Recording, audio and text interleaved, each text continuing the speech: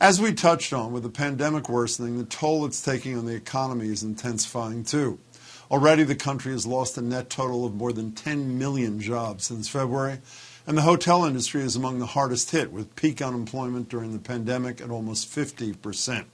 In Massachusetts alone, the leisure and hospitality sector has lost more than 134,000 jobs. And just yesterday, Boston's second largest hotel, that's the Marriott Copley Place, permanently laid off about half of its staff, more than 230 people, sending them off with reduced severance packages. But again, those are the numbers. These are just some of the people.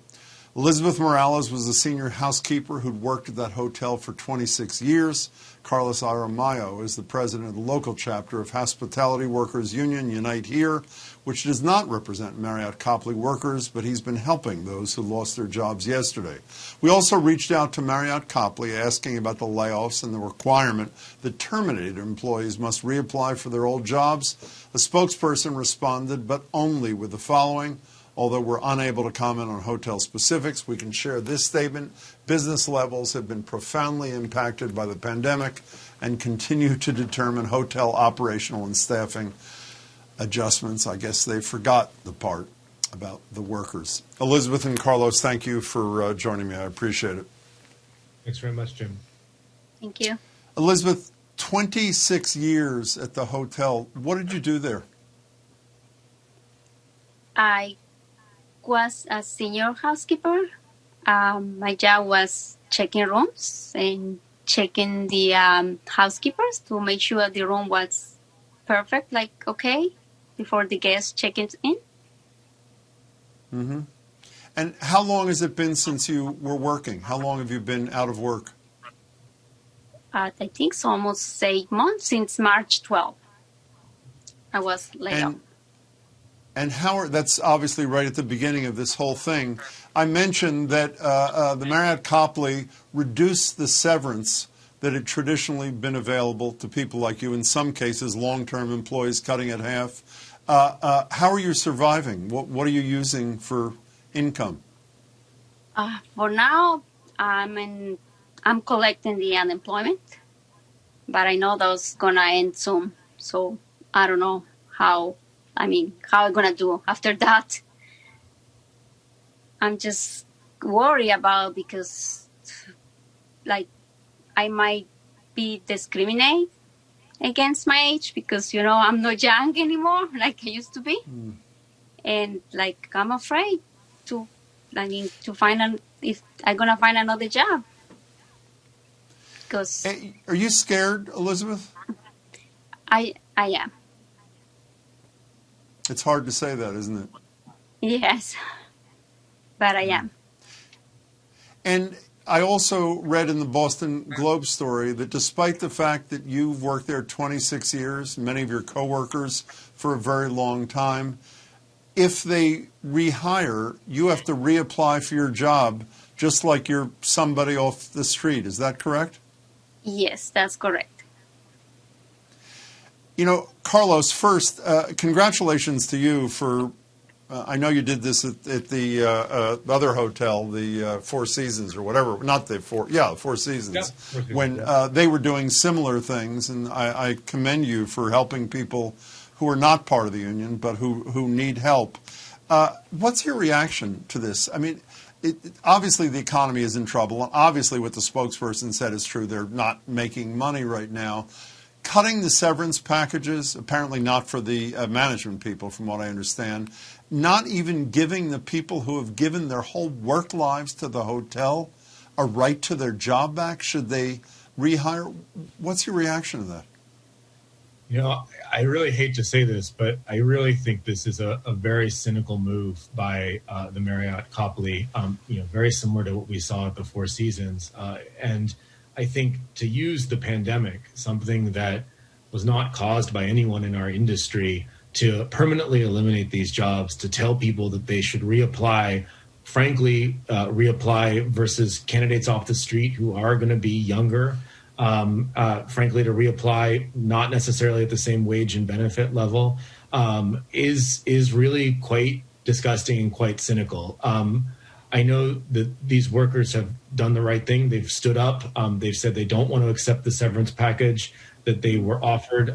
They're capping people's severance at significantly less than what historically has happened at this property. And then the other thing that they're demanding is really quite simple, which is that if and when, and look, it's if and it's when, their jobs are recreated and someone needs to go work in the housekeeping department again, that they be offered the opportunity to get that job back. That's really all they're asking for at this point.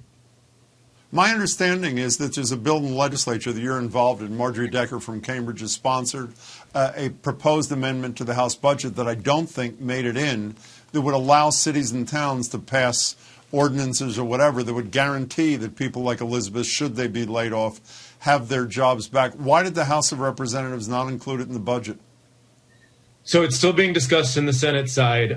It ended up not getting voted on last week, but we think it's good policy, right? Because at the end of the day, a lot of folks, older folks who do these jobs, these are good jobs, $25 an hour for benefits. They're not going to find other employment like that. They're going to have to rely on state benefit.